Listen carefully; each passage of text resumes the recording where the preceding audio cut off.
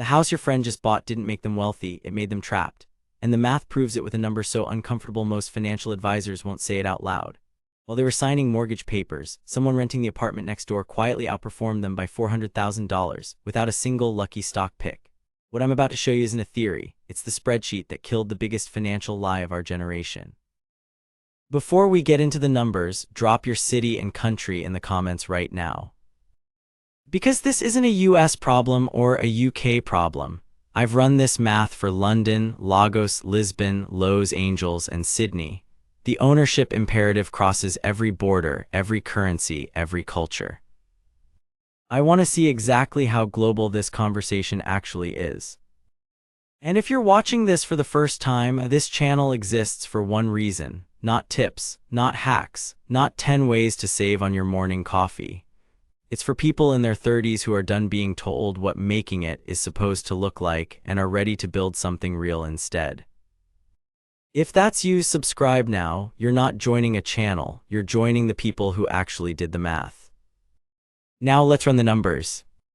If looking at this left side makes you feel like you're failing adulthood, you aren't alone. That's stress, that's the weight of societal expectation. But if you look at the right side, that 400K portfolio, that's the reality most people ignore. In your 20s, renting felt like freedom, but hit 35 in London, New York, or Berlin, and suddenly it feels like a stain on your reputation. You're told you're throwing money away.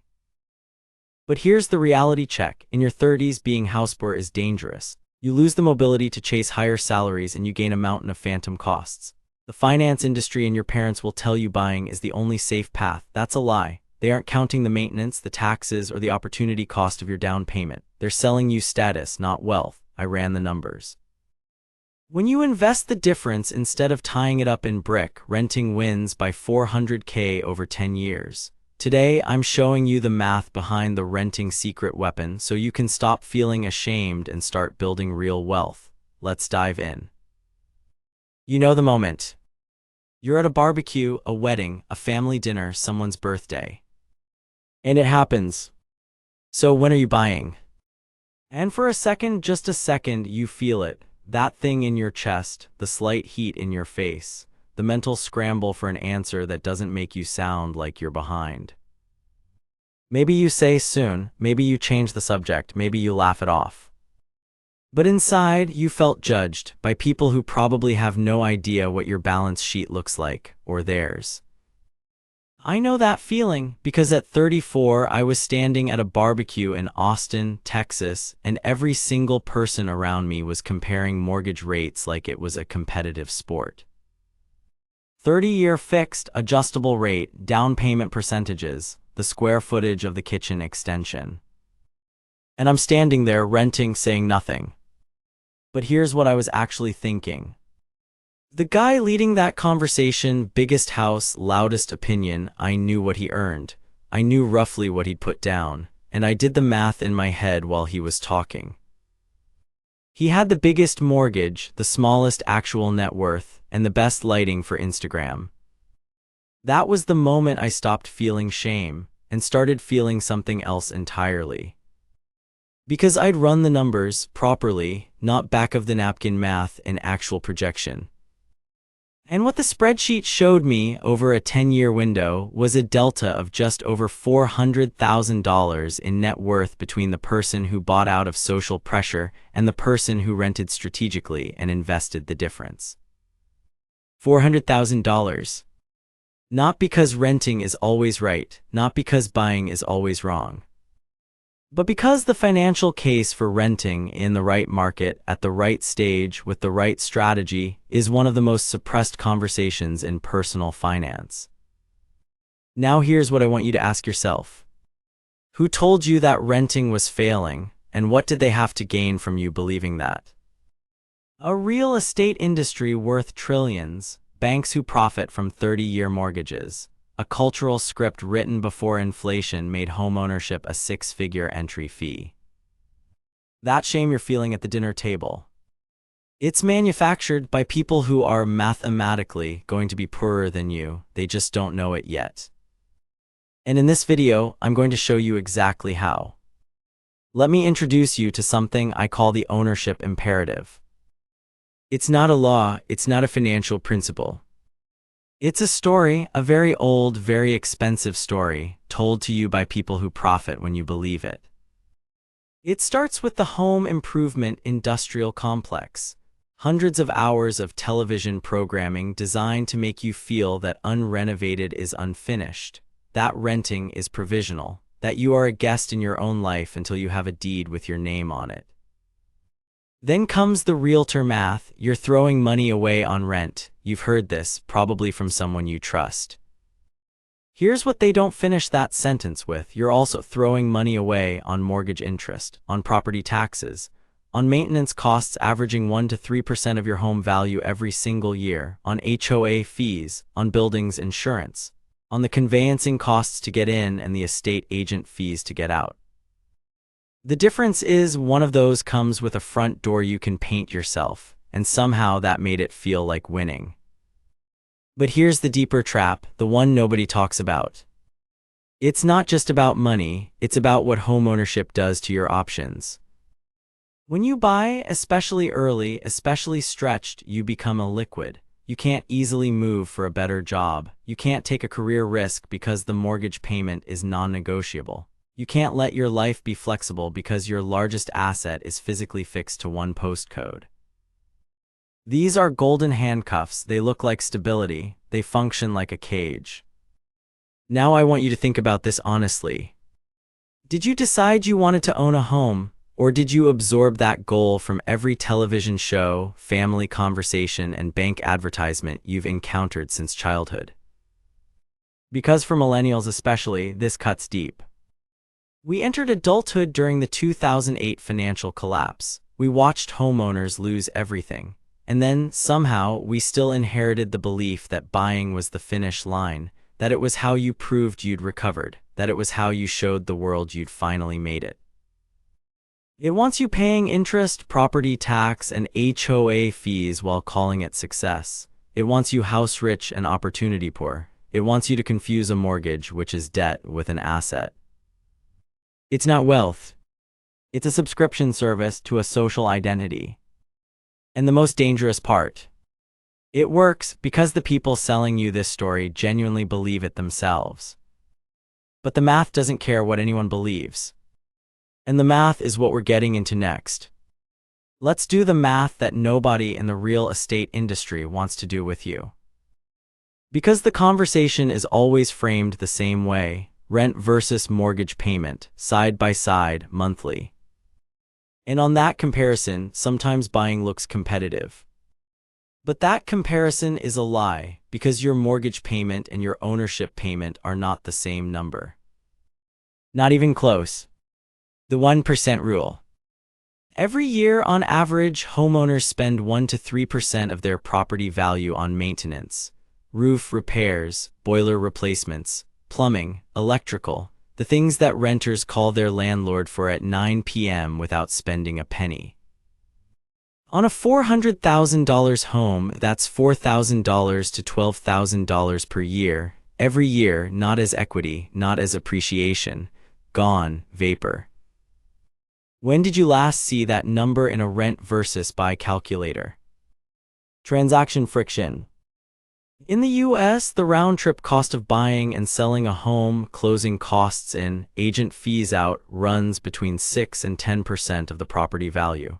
In the UK, add stamp duty on entry and estate agent fees on exit. On a $400,000 property, you're looking at $24,000 to $40,000 in transaction costs alone. Now, if you're in your 30s, building a career, following opportunities, potentially relocating every 4 to 6 years, you are paying that entry and exit fee every single cycle. You're not building equity, you're funding everyone else's commission. The opportunity cost of your DOWN payment. This is the one that breaks people when they actually see it. That $80,000 or $100,000 sitting in your home as a down payment is not idle, it's appreciating, roughly 3 to 4% annually in most markets over the long term. That same capital in a low-cost global index fund, an S&P 500 tracker, a FTSE All-World ETF, a broad market pension contribution, has historically returned around 10% annually. Over 10 years, that gap compounds into something that should make every prospective buyer pause. That's not theoretical, that's the actual cost of the down payment decision before you've paid a single dollar of mortgage interest. And then there's the bill that never ends. Property tax or council tax in the UK does not stop when your mortgage does. You can own your home outright, completely debt-free, and you will still write a check to your local government every single year until you sell or die. In many U.S. cities, property tax alone runs $4,000 to $10,000 annually. Add buildings insurance, add ongoing maintenance. The costs of ownership don't retire when you do. Now here's the number I want you to hold. Your mortgage payment, $2,200. Your actual ownership payment, mortgage, maintenance, tax, insurance, transaction amortization, $3,800. The difference between those two numbers. That's not equity, that's not appreciation, that's the cost of the story you were sold at the barbecue. And if you had invested that $1,600 monthly difference into a tax-sheltered account, an ISA, a Roth IRA, a pension, instead of handing it to a roof and a county tax assessor. That's the $400,000. That's the secret weapon. And we're just getting started. Here's the advantage nobody puts in the rent versus buy calculator. Mobility. The ability to say yes to the promotion, to the startup, to the city that pays 40% more for the exact same skill set you already have. That ability, that single word, yes, is worth more in your 30s than almost any financial instrument available to you. And the moment you buy a house, you start trading it away. Let me show you what I mean with real numbers. Manchester to London, same role, same industry, same experience level. Average salary uplift, 35 to 45%. Austin to San Francisco, same story. Software engineer, mid-level, compensation delta including equity, 50 to 65%. Berlin to Zurich, finance or tech professional, net salary after tax in Switzerland versus Germany, often double. These are not outliers. These are documented, repeatable salary jumps that happen every single day to people who are free to move and don't happen to people who aren't. That's the mobility tax. It doesn't show up on your mortgage statement, but it is the most expensive line item in your entire financial life. And here's what I need you to sit with for a moment. How many times in the last 3 years have you heard about an opportunity, a job, a city, a role, and your first thought was, I can't, I just bought a house? That sentence, that specific sentence. Every time you say it, you're not protecting an asset, you're paying the cage fee. In your 30s, you are inside your peak earning trajectory window. This is the decade where the gap between your current salary and your potential salary is still closable, where one smart move, one city, one company, one role can permanently reset your income baseline for the next 20 years. Locking yourself to a postcode right now isn't stability. It's economic self-sabotage dressed up as a grown-up decision. Think about the startup that offered equity but needed you to relocate, the international role that came with a housing allowance, the company that would have covered your move entirely if you hadn't just exchanged contracts 3 months earlier. Every missed opportunity has a number attached to it. One missed salary jump, $30,000 to $50,000 per year. Compounded over the remaining years of your career. Compounded into pension contributions, ISA allowances, invested capital. You didn't buy an asset. You bought a cage. And that cage has a price tag most people never calculate, because calculating it would make the decision feel exactly as expensive as it actually was. I'm not telling you never to buy, that's not the argument. I'm telling you that in your 30s, at this specific moment in your career, geographic flexibility is a financial instrument. and treating it as disposable because of a barbecue conversation or a parental expectation is one of the most expensive decisions you will ever make quietly. The cage is optional. And in the next chapter, I'm going to show you exactly what to do with your freedom instead. Okay, no more theory. Let's run the actual numbers side by side, same starting capital, same income, two different decisions. Scenario A, the homeowner. $100,000 down payment, deployed into a property purchase.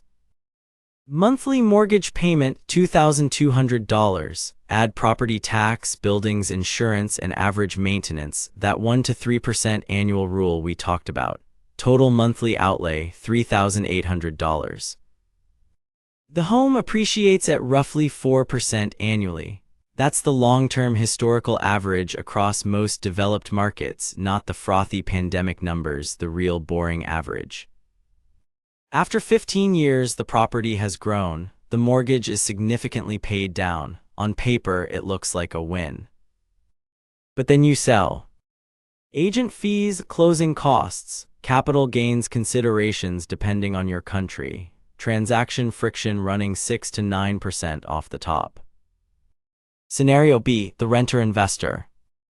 Same $100,000, not into a deposit, directly into a globally diversified index fund, an S&P 500 tracker, a FTSE All-World ETF, a broad pension vehicle, whatever your country offers. Historical average return, 10% annually. Monthly rent, $2,200, same city, same life. The $1,600 monthly difference, the gap between the homeowner's $3,800 true ownership cost and the renter's $2,200, also gets invested, every month, automatically, into the same index fund. Now here's where I need you to actually look at this graph. That crossing point, that's the crossover. It happens around year 7 to 10 in most realistic scenarios. After that, the renter isn't catching up anymore. The renter is pulling away. And here's the question I want you to sit with. What does wealthy actually mean to you, the asset or the freedom? By age 45, 15 years in, the homeowner has a property worth roughly $600,000, paid down significantly, maybe $80,000 to $100,000 in accessible savings. Net worth looks strong on paper, but the equity is locked, inaccessible without selling or refinancing, zero liquidity without a bank's permission. The renter-investor. Approximately $1.1 million in a brokerage account, ISA, pension, liquid, accessible, not tied to one postcode, one market, one set of buyers showing up on a Saturday morning. And the freedom, actual documented financial freedom to move to Lisbon, to take a year off, to fund a business, to say yes to the opportunity that the homeowner has to decline because they can't get to their equity without a phone call to the bank. The homeowner has a beautiful asset. The renter has options. And in 2025, in the career market, in the global economy, in the world you are actually living in, options compound faster than bricks. This isn't anti-homeownership. This is pro-math, and the math has a very clear answer about what the better financial decision looks like for most people in their 30s in most cities right now. The spreadsheet doesn't care about the barbecue conversation. It only counts the years and what you did with them. You've seen the math. You've seen the trap. Now let's talk about what you actually do. 4 moves, specific, actionable, starting this week. Move 1, automate the spread. Go look up what it would actually cost to own a comparable property in your area, not just the mortgage, the full number, mortgage, tax, insurance, maintenance, the $3,800 we walked through earlier. Now subtract your rent. That difference, that is your phantom cost saving, the money you are functionally not spending by renting instead of owning. And starting this month, that exact amount gets transferred automatically into an index fund, an ISA, a Roth IRA, a pension, whatever tax-sheltered vehicle your country offers, on the same day your rent leaves your account. You treat it like a mortgage because it is one. A mortgage to yourself with a 10% historical return instead of a bank collecting the interest. No deliberations, no when I feel ready. Automated, invisible compounding. Move 2. Rent smart. This doesn't mean rent cheap, it means rent strategically. Keep housing costs at or below 30% of your take-home income, not 40%, not it's fine, I don't go out much. 30% maximum so the rest has room to work. Get rental insurance. It costs almost nothing and covers everything your landlord's policy doesn't. And negotiate longer leases when you're in a place you love. 2 or 3 year agreements often come with reduced annual increases, stability without illiquidity. You get the roots without the anchor. Now here's the question that actually matters. Is there ever a right time to buy? Yes, but the reasons might surprise you. Move 3. Know the only 2 acceptable reasons to buy. 1. Genuine lifestyle need for control. You want to renovate. You have children in a specific school district for the long term. You want a dog the size of a sofa and landlords keep saying no. Real, specific, non-financial reasons that a home uniquely solves. 2. You have significant liquid wealth. We're talking $2 million or more. And a property is a lifestyle asset you can genuinely afford without compromising your portfolio. Building equity is not on the list. Because you've seen the spreadsheet and you know what actually builds equity.